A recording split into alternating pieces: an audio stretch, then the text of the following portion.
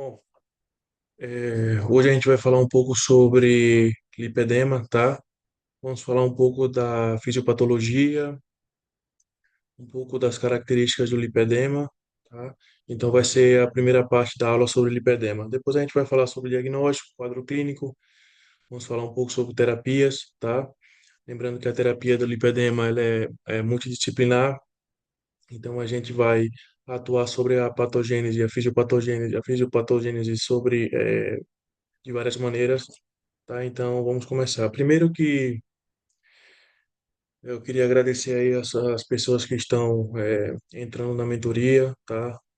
Na verdade, é um pouco diferenciada a mentoria porque eu decidi nominá-la como programa de aprimoramento com supervisão clínica, o que nos vai diferenciar das outras mentorias é justamente esse suporte 24 horas e esse suporte de dúvidas, principalmente em casos reais, tá? É, o lipedema é uma patologia frequentemente subdiagnosticada, tá? Ela tem sido objeto de mal entendido, de estigmatização, tá? Lembrando que ela é predominantemente em mulheres, tá? É uma condição que muitas vezes está confundida com obesidade ou na verdade, o simples acúmulo de gordura misturado com celulite, levando a diagnósticos errôneos e tratamentos inadequados, tá? Como eu já falei, é predominantemente em mulheres, mas também pode acontecer em homens também, tá? Ela é uma condição médica que afeta predominantemente as mulheres. Aí a gente pode ver uma foto do lipedema e é caracterizada justamente por um acúmulo anormal de tecido adiposo, principalmente nas pernas e braços, tá? Como eu já falei anteriormente, é uma condição que está confundida frequentemente com obesidade, mas é importante a gente destacar que são problemas diferentes, tá? Então, vamos lá. Sinais e sintomas, tá? A gente entende como uma desproporção corporal e seus efeitos.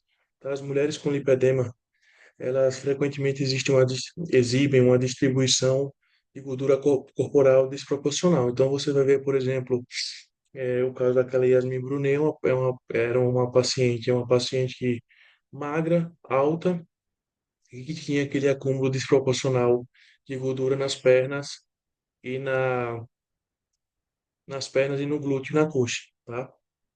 Então, por exemplo, enquanto áreas como o abdômen e os braços podem parecer relativamente magros, há justamente um acúmulo notável nas pernas, tá?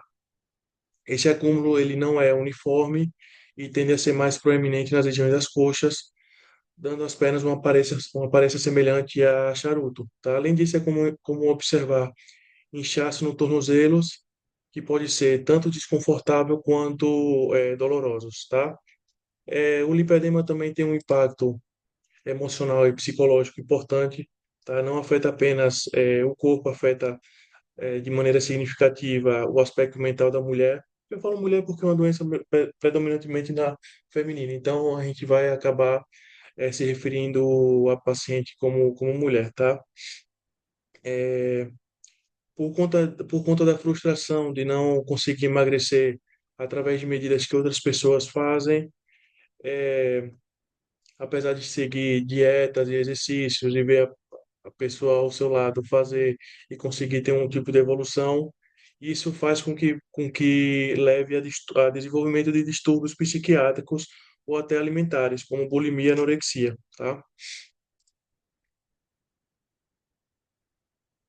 Então, como eu já falei anteriormente, é uma doença predominantemente genética, mas com características epigenéticas, ou seja, embora a paciente possa nascer com a predisposição genética para desenvolver a doença, são os fatores epigenéticos, como os hits de estrogênio, que ativam essa predisposição. Ou seja, essa é a primeira aproximação da gente e a primeira vez que a gente vai entender o lipedema como uma doença de dominância estrogênica, tá? Aqui você vai ver os três momentos críticos de hits de estrogênio, tá? Você pode conferir aqui em azul, a linha azul seria os níveis de progesterona, tá? E na linha vermelha, os níveis de estrogênio, tá? você vai perceber que existem três momentos críticos, como a menarca, tá? Que seria a primeira menstruação, a gravidez e o pós-parto, e o climatério e a transição menopausal, tá? A menarca vai ser a primeira, como sendo a primeira menstruação, é um dos primeiros momentos em que a mulher pode começar a apresentar sintomas de lipedema, tá? Justamente porque é uma fase de intensa flutuação hormonal, tá? É, a gravidez, ela é um hit de estrogênio tão significativo que muitas mulheres não voltam ao seu estado físico anterior, tá? E o climatério e a transição menopausal está marcado por flutuações hormonais também. Apesar de ser um estado de hipoestrogenismo, tá? O climatério ele tem hits de estrogênio, tá? Então é marcado justamente por flutuações hormonais e desequilíbrios que podem desencadear ou até agravar o lipedema, tá? Agora falando um pouco sobre o papel dos receptores, tanto receptores alfa quanto receptores beta de estrogênio, tá? A complexidade do lipedema se estende ao universo hormonal, onde os receptores de estrogênio alfa e beta desempenham papéis cruciais, tá? Esses receptores, eles não apenas influenciam, digamos, a forma como a gordura é armazenada e distribuída e metabolizada, mas também afeta o sistema nervoso central, impactando assim o comportamento alimentar e o estado emocional da paciente. Quando a gente fala sobre receptores alfa, você pode ver sua estrutura aqui, é, eles, quando são adequadamente estimulados, eles promovem o desenvolvimento de um tecido adiposo saudável. No entanto, a falta de estímulo adequado a esses receptores pode levar a uma disfunção adipositária, tá? Muito parecido com a obesidade, que tem uma disfunção a nível adipositário também, tá? E isso resulta em um tecido adiposo mais fibroso, mais denso e, portanto, um tecido adiposo que a gente pode considerar como doente. É como se o corpo estivesse armazenando uma gordura pesada que afeta justamente a funcionalidade do tecido adiposo. Já os receptores beta, eles têm uma função mais metabólica, tá? Eles são responsáveis por aumentar a gordura visceral e diminuir a expressão de GLUT4, o que reduz, logicamente, a captação periférica de glicose, tá? Além disso, esses receptores inibem o processo de browning da gordura, tornando-a menos utilizável para a produção de energia. Quando a gente falando um pouco sobre a fisiopatologia do lipedema, existe justamente um desequilíbrio entre esses receptores alfa e os receptores beta, tá? E esse desequilíbrio cria um cenário de estresse oxidativo intenso, tá? E disfunção mitocondrial.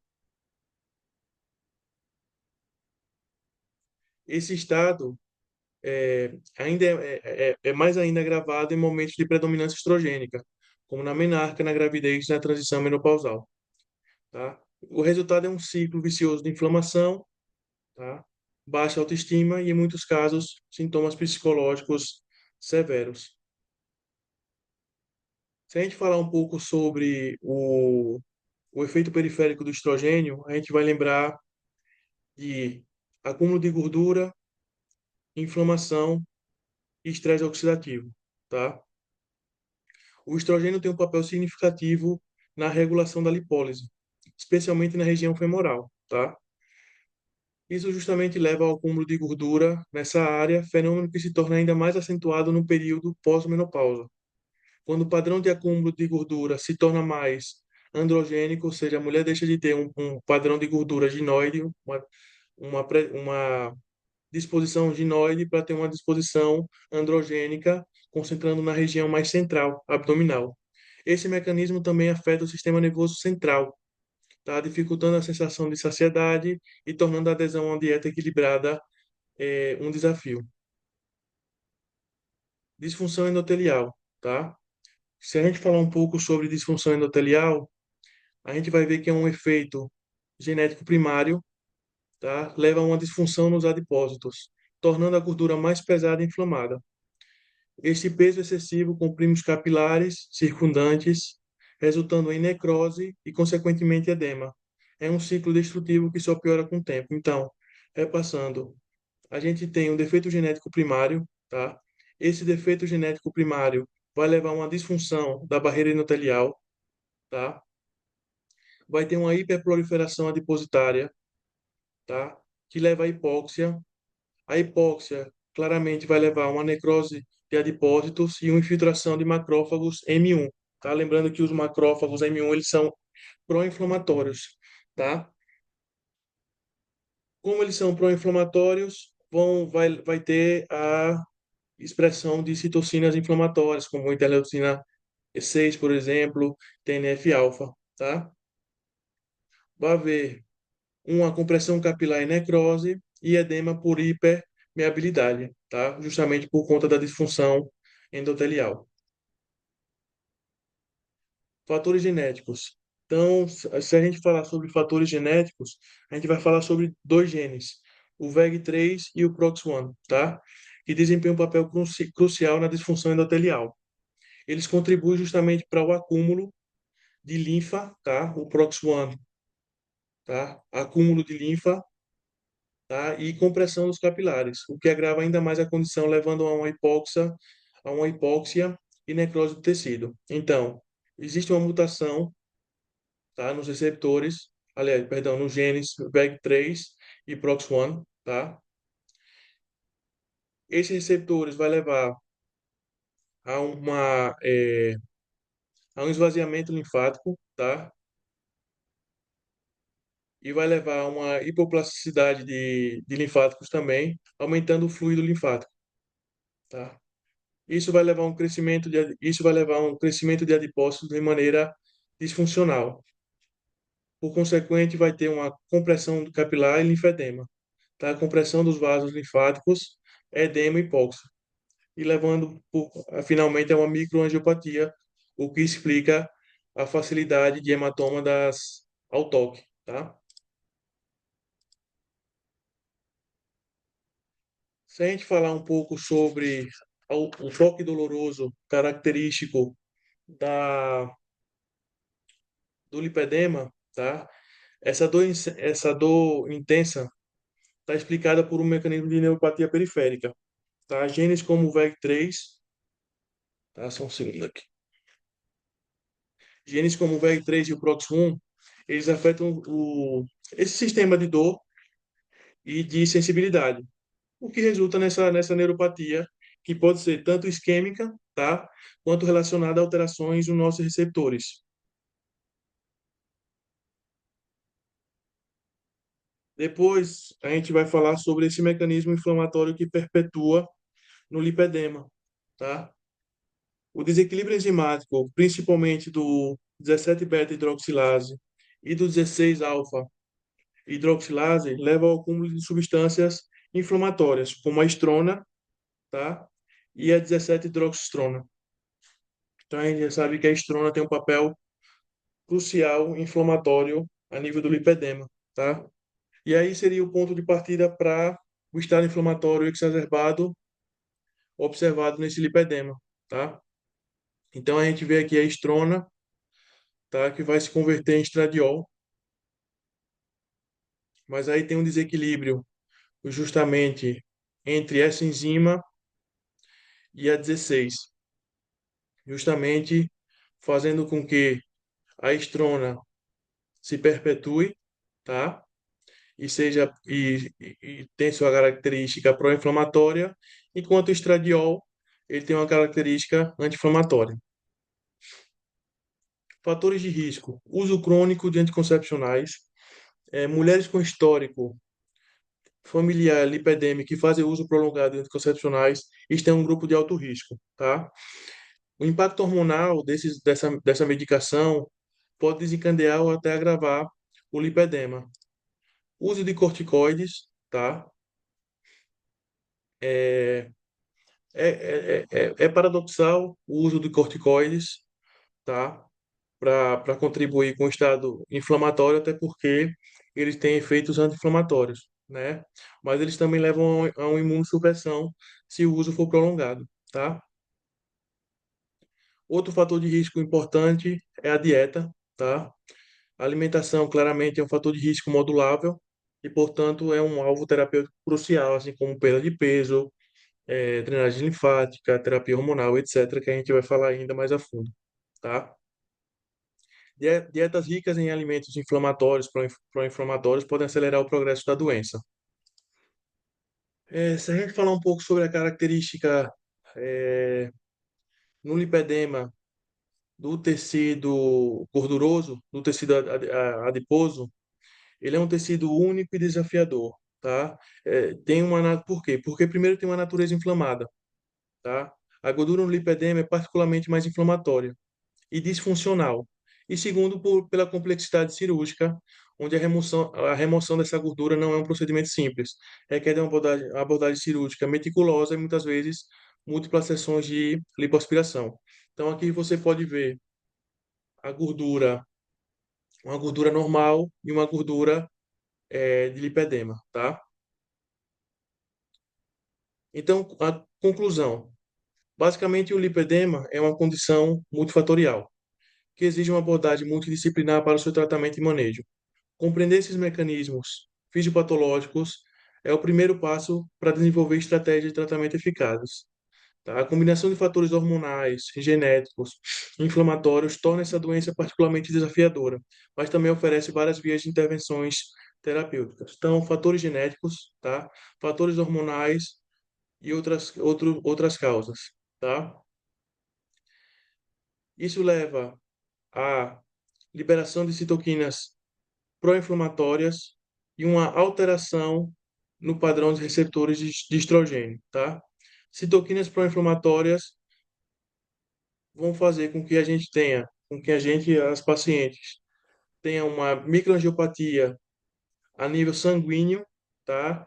Nos vasos sanguíneos e nos vasos linfáticos, tá? Essa alteração no padrão de receptores de estrogênio, tá? Esse desequilíbrio entre os receptores beta e alfa leva a uma hiperplasia e hipertrofia de adipócitos, tá? Essa hiperplasia e hipertrofia de adipócitos vai levar a uma hipóxia. A hipóxia vai atuar de duas maneiras. Primeiro, uma inflamação neurogênica e segundo, é, causando, digamos, uma necrose nos vasos linfáticos e nos vasos sanguíneos, tá?